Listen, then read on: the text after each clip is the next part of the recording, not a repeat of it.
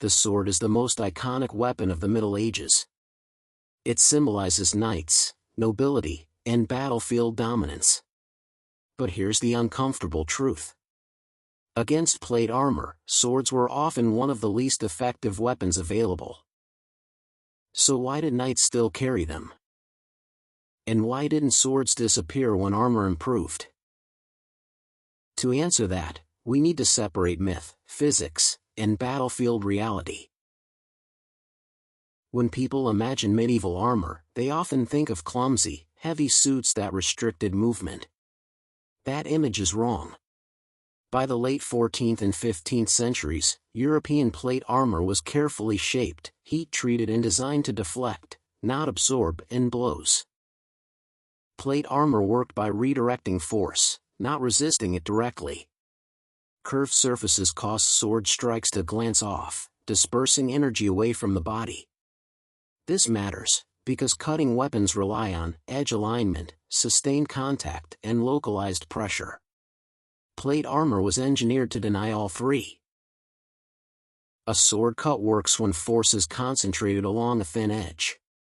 Against flesh or lightly protected targets, this is devastating. Against hardened steel plate, it isn't. Here's why. The contact time is extremely short. The armor surface is curved. And the steel is harder than the sword edge. Instead of biting in, the sword edge slides, skips, and finally loses energy. In many cases, the sword takes more damage than the armor. Historical tests and modern metallurgy confirm this. Repeated edge-on-plate impacts cause edge rolling, chipping, or deformation, not penetration. This is not a failure of craftsmanship. It's a failure of weapon roll mismatch. Late medieval swords didn't rely primarily on cutting. They evolved toward thrusting. Why? Because thrusts focus force into a point, exploit gaps in armor and target weak areas like armpits, visor slits, and joints. But notice something important. Even thrusts weren't about punching through plate. They were about bypassing it. The sword wasn't defeating armor. The swordsman was navigating around it. Historical fighting manuals show techniques like half-swording, gripping the blade with one hand.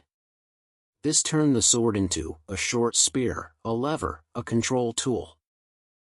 At this point, the sword is no longer a cutting weapon.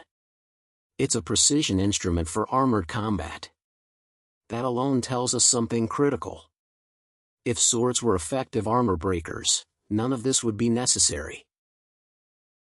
If swords struggled against armor, why didn't knights abandon them? Because swords were not primary anti-armor weapons.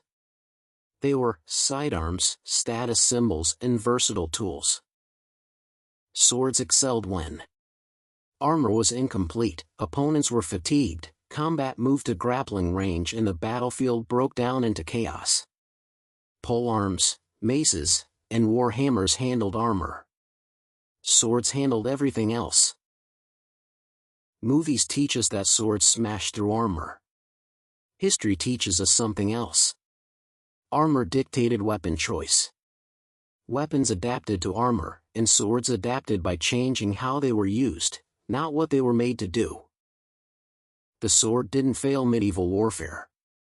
It simply stopped pretending to do a job it was never meant for. In the next video, we'll look at the weapons that truly dominated medieval battlefields, not because they were elegant, but because they were efficient. Polearms. Thanks for watching, and don't forget to subscribe for more content about medieval weapons.